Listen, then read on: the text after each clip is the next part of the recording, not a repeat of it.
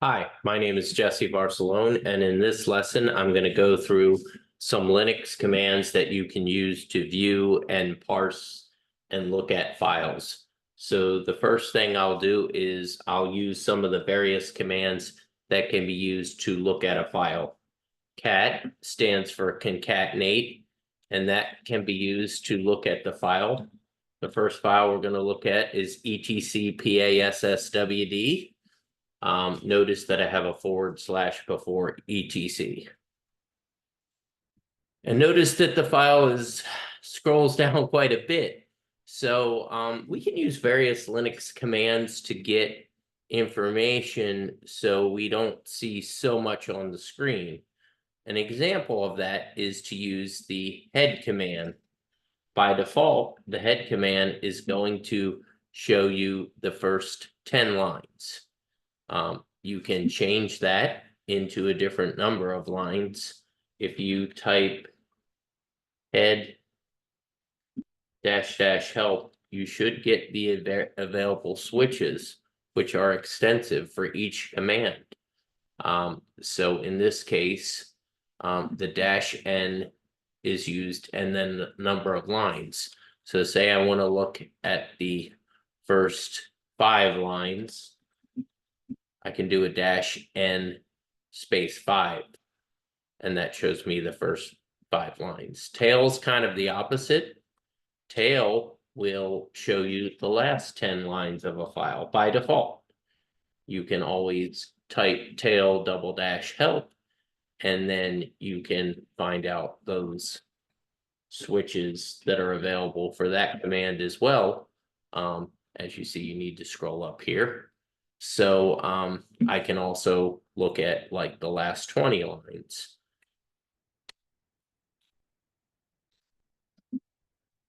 So those are some examples. There's also more and less to view files. More will show you all the lines in the file.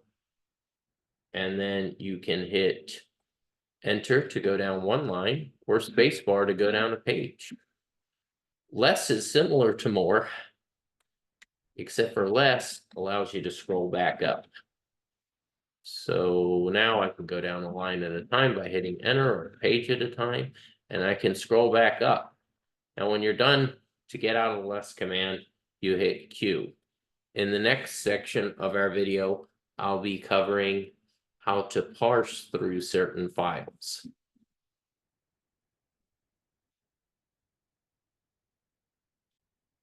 So before we look at how we can parse files, remember, you can always get more information about a command by typing ~help. So less -help. Notice when I do this, it says I can quit to get out of here. Also, I could do that with more as well. Also, sometimes you can use something called the manual page. And to use the manual page for a command, for example, say we want to use the manual page for tail, we can try typing man space tail, and that actually shows you all the possible usage for the command and all the switches. Remember, you can hit Q to get out of here.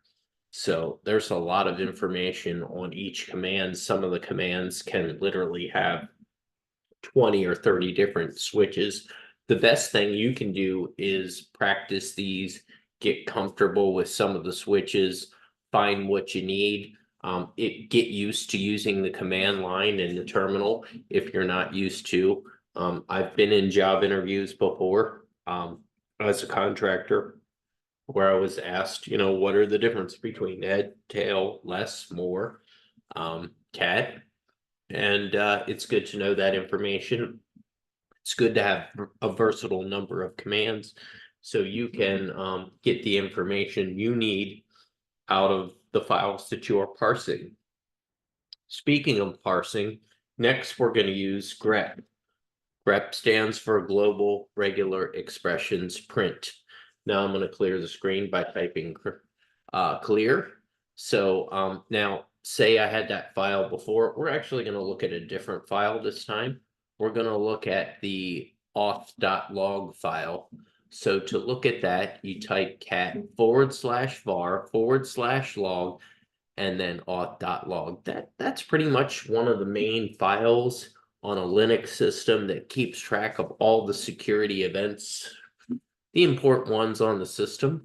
So if we just look at that file first, you'll see it's pretty long, has a lot of dates and times. So what you can do to get specific information from there, say I want to, you see right here, I see SSH. Say I want to just find the lines that have SSH. I can use the pipe symbol, and then I can type grep, and then I can type SSH. Now notice it only shows me those lines where SSH is capitalized. So if I want to find the lowercase ones, I can do grep SSH again, but this time lowercase, that's going to give me different results. Okay, so Linux is a case sensitive operating system. Grep is case sensitive when you use when you look for an expression.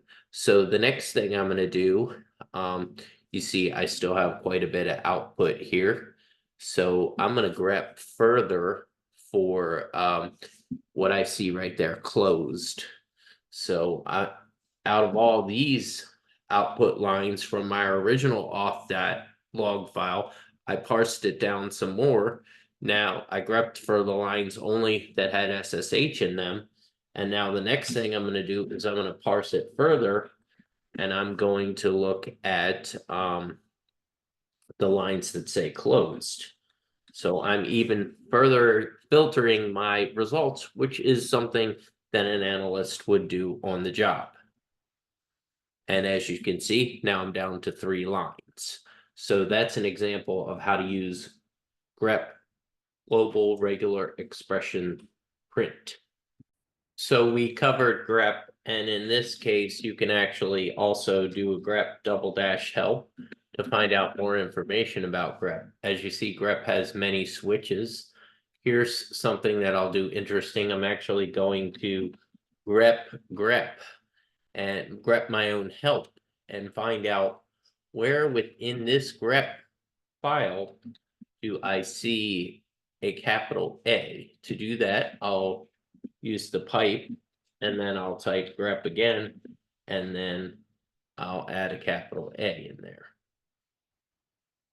So that, as you see, it shows it clearly in red.